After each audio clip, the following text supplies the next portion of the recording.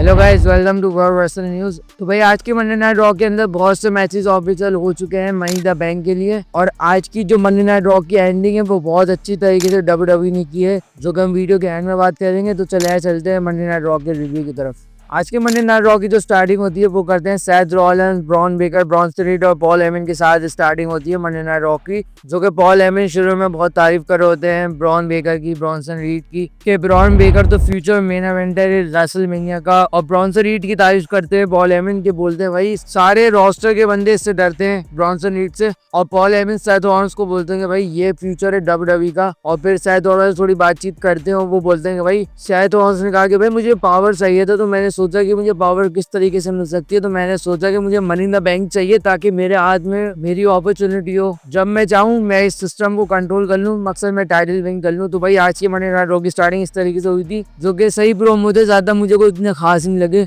जितने मुझे लगने चाहिए थे यहाँ पर, लेकिन ये एवरेज स्टार्टिंग थी मनी नाइट रॉ की। और उसके बाद हमारा पहला money the bank qualifier match था, जो कि था पेंटा, चैट गैबिल और ड्रैगन ली के बीच में। और भाई ये मैच बहुत अच्छा था, तीनों सुपरस्टार्स ने बहुत अच्छी तरीके से फाइट करी। लेकिन ये कि इस मैच के अंदर एक स्पॉट था, जो कि ड्रैगन ली रिंग रोप से पेंटा की तरफ जंप मारते, पेंटा अनाउंसर टेबल पे होते हैं और वहां से फिर जंप मारते ड्रैगन ली पेंटा के ऊपर, जो कि बहुत बेहतरीन सीन है। आप अपनी स्क्रीन के सामने भी देख रहे होंगे, जो कि बहुत बेहतरीन सीन है भाई। और ये वाले जो स्पॉट था ये बहुत टाइट स्पॉट था, लेकिन एंड में जो विक्ट्री मिलती है वो मिलती है पेंटा को। और पेंटा ने क्वालिफाई कर लिया money the bank ladder match के लिए, जो कि वो first time ever money the bank ladder match के अंदर क्वालिफाई किया उन्होंने। और वो फर्स्ट टाइम एवर फाइट करने वाले हैं, जो कि उनके लिए बहुत प्राउड मोमेंट है, जो कि भाई ये बहुत अच्छी चीज करी डब्ल्यूडब्ल्यूई ने। और ये कि पेंटा के जो मूव्स हैं वो आपको मनी द बैंक के अंदर बहुत इंप्रेस करने वाले हैं। और भाई उसके बाद हमें एक बैक स्टेज सेगमेंट देखने को मिलता है, जो कि डोमिनिक मिस्टीरियो और क्लिस्टो टीवी देख रहे होते हैं बैक स्टेज पे। और वहां पे फिर रॉक्सजेन ब्रेक्स आती है नगेट्स लेके। और भाई नगेट्स लेके ये लोग इतना आ रहे हैं, यहाँ भूख लगना शुरू हो जाती है देख के। लेकिन डोमिनिक मिस्टीरियो जब नगेट खा रहे होते हैं तो भाई रॉक्सजेन ब्रेक्स ने उनको रोका और फिर वो बोलते हैं तुम्हारी बेल्ट पे कुछ लगा हुआ है। जैसे ही वो साफ करने जा रही होती है तो फिर हमें देखने को मिलता है भाई कि लिव मॉर्गन का रिटर्न हो जाता है। लिव मॉर्गन दोबारा आ गई है और मैंने आपको कल की वीडियो के अंदर बता दिया था कि भाई लिव मॉर्गन आने वाली है आज। डोमिनिक मिस्टीरियो की वही हालत थी, जो बंदा अफेयर करता और पकड़ा नहीं जाता, वैसी बिल्कुल हालत हो गई थी, बिल्कुल सूख गए थे। और रॉक्सजेन ब्रेक्स अपना नाम बता रही होती लिव मॉर्गन को। लिव मॉर्गन बोलते भाई तू चुप हो जा, मैं अपने बंदे से बात कर रही हूँ। और डोमिनिक मिस्टीरियो बोलते हैं भाई बहुत अच्छा हुआ तुम वापसी आ गए, ये वो और ऐसी बातें कर रहे होते हैं। और डोमिनिक मिस्टीरियो रॉक्सजेन ब्रेक्स का बता रहे होते हैं। लिव मॉर्गन बोलती है भाई मुझे सब कुछ पता, जकील ने मुझे सब कुछ बता दिया था। और लिव मॉर्गन बोलती है भाई मैं मनी द बैंक के क्वालिफाई मैच के लिए बात करने जा रही हूँ, क्योंकि मुझे मनी द बैंक की क्वालिफाई मैच करना है। और उसके बाद फिर लिव मॉर्गन जकील को लेकर मारे चली जाती है। और फिन बैलर के जो एक्सप्रेशन थे भाई इसके बाद वो बहुत खतरनाक वाले थे। फिन बैलर का ऐसे ही लग रहा था कि भाई उस बंदे ने माचिस जला दी, अब आग कभी भी लग सकती है। ये वाली जो स्टोर लाइन है ये वाली रिया रिप्ली वाली से भी अच्छी चलने वाली है, मुझे जहाँ तक लगता है। बाकी ये सेगमेंट मुझे आज की रॉ के अंदर बहुत अच्छा लगा। उसके बाद गाइस हमें अपना नेक्स्ट मैच देखने को मिलता है, जो कि था तोजावा वर्सेस रूसेफ का मैच था। और डब्ल्यूडब्ल्यूई ने इस मैच का ट्विटर पे पोल लिया कि भाई कौन सा सुपरस्टार विन होने वाला है। तो भाई आप अपनी स्क्रीन के सामने देख सकते हैं कि भाई 28% तोजावा को लोग कह रहे हैं कि वो विन होंगे। मकसद यार इतना फनी सीन कर दिया लोगों ने। और रूसेफ को 71% मिली है, हैरानी की बात थी भाई, मैं तो देख के थोड़े हंसा इसको। और बाकी भाई इस मैच के अंदर विनर तो रूसेफ ही है, कोई ऐसी बड़ी बात नहीं है। और रूसेफ ने ये वाला पोल देखा होगा तभी उन्होंने चॉकआउट करके रखा तोजावा को। लेकिन उसी वक्त हमें शेमिस का थीम सॉन्ग सुनने को मिलता है, शेमिस आते हैं और भाई शेमिस और रूसेफ आमने सामने होते हैं। और भाई आप सबको पता था कि भाई इनकी फ्यूड होने वाली है, जो कि डब्ल्यूडब्ल्यूई ने इसका आगाज आज की मंडे नाइट रॉ से कर दिया है। और ये फेस ऑफ भी होता है, कुछ हाथापाई नहीं होती और रूसेफ रिंग से बाहर चले आते हैं, जो कि भाई इन दोनों के लिए ये वाली फ्यूड बहुत अच्छी होने वाली है। अब देखते हैं डब्ल्यूडब्ल्यूई इनके लिए क्या करती है। और इसके बाद हमें हमारा नेक्स्ट मैच देखने को मिलता है, जो कि था ग्रीड ब्रदर्स न्यू डे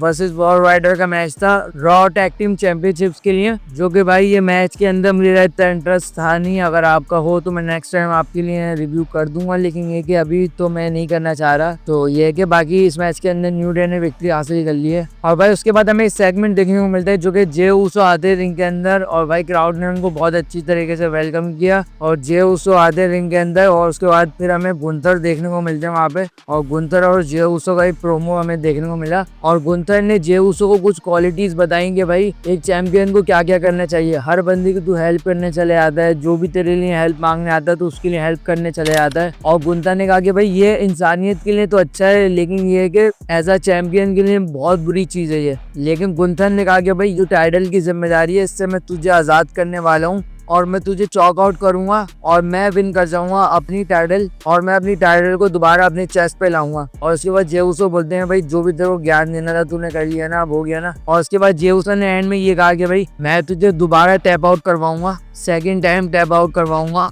और ये कि तू कुछ भी नहीं कर पाएगा। तो भाई ये वाला प्रोमो भी जो था, ये भी प्रोमो अच्छा था और भाई ये वाला भी जो सेगमेंट था, ये वाला सेगमेंट भी एक एवरेज सेगमेंट था, सही था आज की मंडे नाइट रॉ के लिए। और उसके बाद भाई हमें पता चलता है कोडी रोड्स से हमने वाइफ के साथ एक पॉडकास्ट किया जो कि हमें वेडनेसडे को देखने को मिलेगा। अगर आप में से किसी को देखना है तो भाई आप जाके देख सकते हो WWE की वेबसाइट पे या उनके चैनल्स पे, आपको वेडनेसडे को देखने को मिल जाएगा। और उसके बाद हमें रियल रिप्ली का एक प्रोमो देखने को मिलता है जो कि उन्होंने कहा कि भाई वो मनी इन द बैंक बनने वाली है। बैक स्टेज से एक सेगमेंट देखने को मिलता है लिव मॉर्गन और काइली जेन के बीच में, जो कि फिर इनका मैच होता है ऑफिशियल आज के मंडे नाइट रॉ के लिए, और फिर इनका मैच होता है। और भाई ये मैच जो था इनका वो बहुत ही थोड़ा मुझे सुस्त लगा, लेकिन इसके अंदर कैमरा एंगल जो थे वो बहुत चेंज हुए। बाकी इस मैच की बात करें तो भाई ये मैच एक एवरेज मैच था, मुझे ज़्यादा पसंद नहीं आया क्योंकि दोनों की परफॉर्मेंस पता नहीं क्यों बहुत नील लग रही थी, डाउन लग रही थी बहुत ज़्यादा। लेकिन ये कि भाई इस मैच की एंडिंग जो होती है वो बहुत कमाल होती है कि भाई जब काइली जेन रोप्स पे खड़े होकर लिव मॉर्गन पे कूदने वाली होती हैं तो वहाँ पे रॉक्सन प्रिक्स आके उनकी हेल्प करती हैं, और रॉक्सन प्रिक्स ने काइली जेन को धक्का दिया,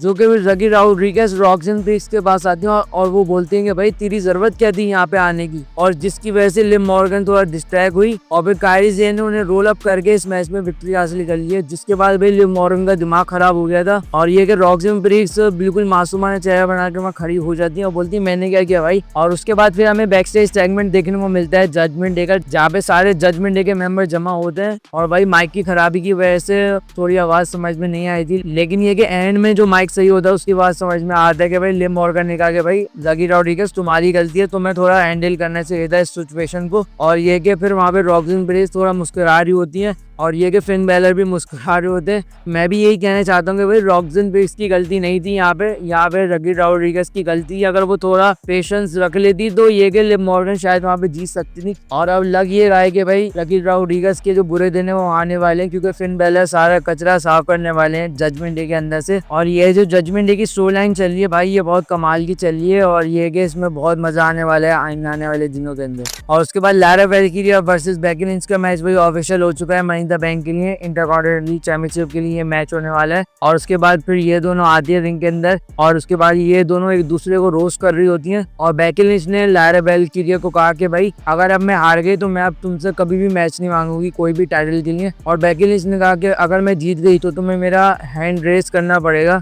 लारा वेल्किरिया ने कहा कि भाई मुझे कोई मसला नहीं है, मेरे से अच्छा वो सुपरस्टार है तो मैं कर दूंगी, लेकिन ये कि तुम वो होने नहीं वाली। तो भाई अब इनका मैच भी ऑफिशियल हो चुका है मनी इन द बैंक के लिए। और उसके बाद कैरिंग क्रॉस ने बैक स्टेज सैमी ज़ेन को रुका और वही बातें कर रहे थे माइंड गेम खेलने। बस ये कि भाई कैरिंग क्रॉस को कुछ करो यार, थोड़ा उसको टाइम वाइम दो। तो भाई आज की नाइट का हमारा मेन इवेंट होता है जो कि था money in the bank qualifier match के लिए, जो कि फाइट करे थे सेथ रॉलिंस, फिन बैलर और सैमी ज़ेन। और इस मैच के अंदर जो सबसे ज्यादा भाई डोमिनेट करते हैं वो करते हैं फिन बैलर और सैमी ज़ेन। सेथ रॉलिंस तो भाई बिल्कुल ही मुझे फारिग लग रहे थे आज के मैच के अंदर, थोड़ा बंदे को और डोमिनेंस दिखानी चाहिए, लेकिन ये कि फिन बैलर और सैमी ज़ेन ने बहुत अच्छी तरह से इस मैच में फाइट करी। और सैमी ज़ेन तो सेथ रॉलिंस के पीछे पड़े हुए थे, जाहिर सी बात है उनका मसला चल रहा है अभी। और भाई ये मैच बहुत अच्छा था, और जितना ये एंडिंग से क्लोज हो रहा था तो ज्यादा ही और अच्छा होता जा रहा था। तो भाई इस मैच की एंडिंग इस तरीके से होती है कि भाई फिन बैलर अपना कुडिंग रॉड्स मारे होते हैं सैमी ज़ेन को, जो कि सैमी ज़ेन उस कुडिंग रॉड से बच जाते हैं। और उसके बाद सेथ रॉलिंस ने अपना स्टॉप मारा फिन बैलर को, और सेथ रॉलिंस रोप्स के पास जाते हैं तो वहाँ पे सैमी ज़ेन ने अपनी हुलोवर किक मारी सेथ रॉलिंस को। जैसे सैमी ज़ेन सेथ रॉलिंस को पिन कर रहे होते हैं तो भाई ब्रॉन बेकर ने आगे उनका पाँव खींच लिया,